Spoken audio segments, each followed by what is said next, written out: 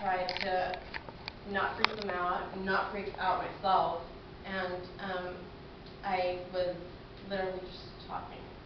And I know where they're from. I know they told me that they weren't there because they wanted to. Because they told me that if they left, they would kill their family. And so, like they said, most of them are victims themselves. And I was literally like shaking, and I would still like have a calm voice, just like I'm talking to you guys. I talked to them. They took me to the chief or whatever, and the chief was like, well, I really liked you. Like, you're so nice. And I was like, thank you for liking me. He said, if I wouldn't have liked you, you would have been tied up in the back trunk, and we would have just killed you. Like, I would have raped you right here in the back seat, and I would just throw you out, and they would have thrown you in a hole. And I was like, I'm really glad you like me. I mean, and that's what they did when they were trying to do something about it. They came down and did the mother role to get them, and that's what, in my case, that's what I did. I tried to come, and the friend role, like, I'm not going to do anything. I'm just leave me go, let me go. And so I thought that was what really got them later on to being elected and do something about the situation, because they were able to not like, oh my God, I'm going to do it. Just like, okay, like this is what you need to do. We're your mother. You're here to protect us. You're here to do something. And so I think that was something that I could relate to. Yeah, and also think, and I think everything we saw in the movie fits perfectly with the first lecture we had. Yeah, similar. And she told us that we have the different way of leadership, and that's our strength. That we must not take a place of a man, but do things differently. And in this case, only the characteristics, women characteristics of leadership could save the situation, because only through love and compassion the problem could be solved. Yeah, well, go. Well, I also think that one of the most important parts of acting and like practicing your leadership and doing something for what you want to do is to not only do it, but just like being constant action, as these women, like they stood there for one day, the president passed through and he didn't listen to them, but they kept on doing it until they got what they wanted to. And after getting that, they didn't just abandon the action or the movement. They were like, okay, so we will be watching you, and we want this to be like done absolutely, so we're going to be there. And when we move out or we leave the movement or whatever, we will still be watching you from inside. And if you do it again, I will still come back and I will fight again for what I want to. So I think one of the most important things is not only move and get what you want, but show that you want to have it forever and keep doing it like forever. Well, yeah. When I when I saw the movie, the concept that came to my mind was the authentic power, a passion force of energy. Because I saw in this movie how we as women have that energy that drives us to do things very different from men. And for example, as Alondra, maybe she dealt with with her problem in a different way, and this woman dealt with this problem, a big problem, in different ways, talking in a peaceful way, not taking the arms and going to war, because it maybe would be the easy way, no? Fighting with guns, fighting with a coercive power or force.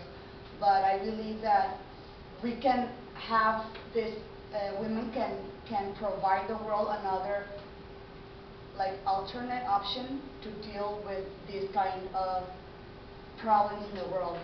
So for me is we have to take this example. Maybe we as Mexicans or in your countries, you'll have to deal with the problems you're dealing in different ways.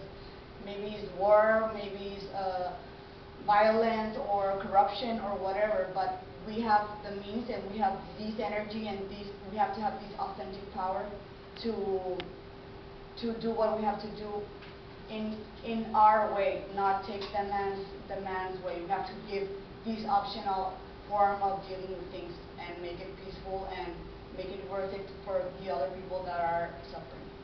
And we need to be leadership in our country, not to be just observe what's going on, you know. And that I think that's why we're here, because in different ways we are looking for to promote a resolve in our countries. So if we took that place, if we took the leadership place that we know that we are, we can do something else. That everyone wants a better place to live. In my community, I want to be a better place to live. So if I had that power in my interior, I know that I can do it. So we can start to do that in our, start with us, and then to pass to the others, the leadership, you know, because we have the skills in ourselves. So we just need to take that place. We don't need like to be working in government or to be in a high position to resolve our problems in our community. We can do because we are citizens.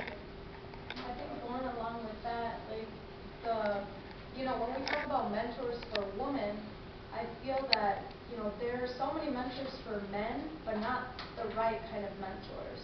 And I feel that it's our position too to help the men, develop and become the kind of mentors that other men need to see.